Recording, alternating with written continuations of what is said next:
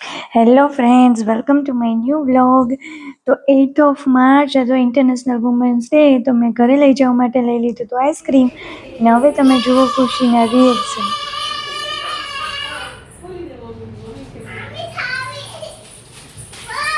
આમ જો દાદીને કે આજે વુમન્સ ડે છે ને, તો તમારા માટે, મનુબા માટે, બધાય માટે મમ્મી લઈ આવી. આપી દે. એ હું તને પછી ખોલી દઉં, પેલા આપી દે. તારા માટે છે. શું છે આજે દાદીને?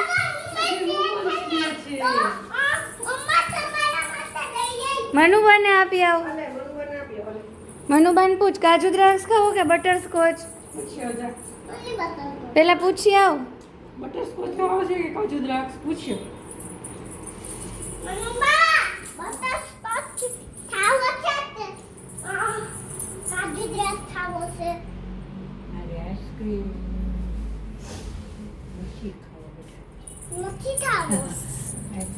શરદી જેવું છે ને એટલે. લાવ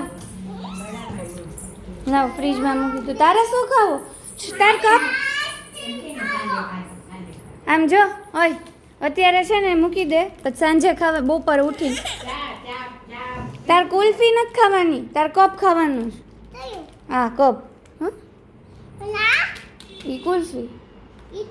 હા.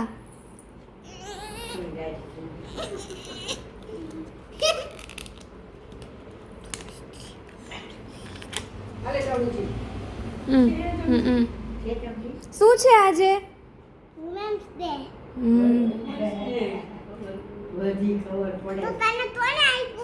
કોઈ નહીં, હું લઈ આવી દુકાનેથી.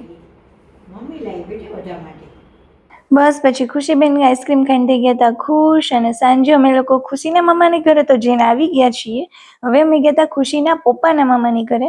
અને ત્યાં જો તમે લોકો મારા વ્લોગમાં જોયું હશે, મેરેજનો વ્લોગ મેં જે ક્લિપ્સ લીધી હતી એ, પણ હવે એની ડીવીડી આવી ગઈ તો અમે બસ ત્યાં જોતા હતા અને ક્રિશાને પણ રમાડતા હતા.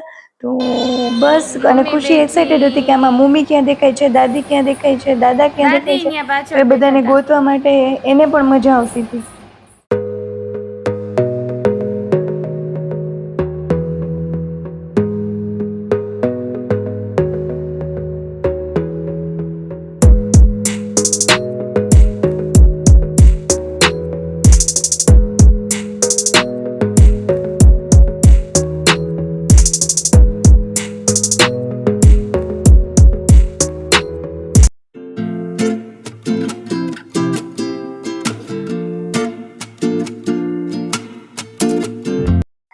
ઢોલ વધાવવાની વિધિ છે એ થઈ ગઈ હતી. અને પછી ચાલતો તો ગોતીડો ઉપાડવાની વિધિ.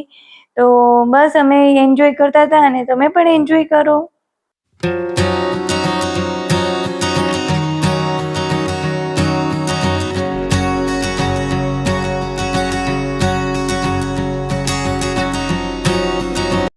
જો એવી મમ્મી.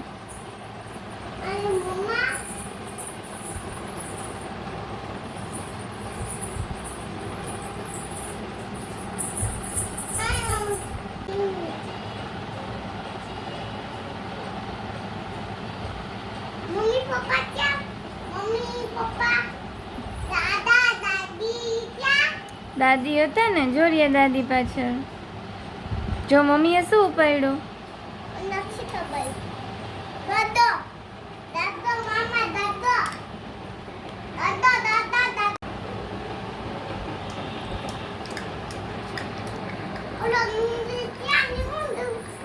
જો ઢોલ વગાડે.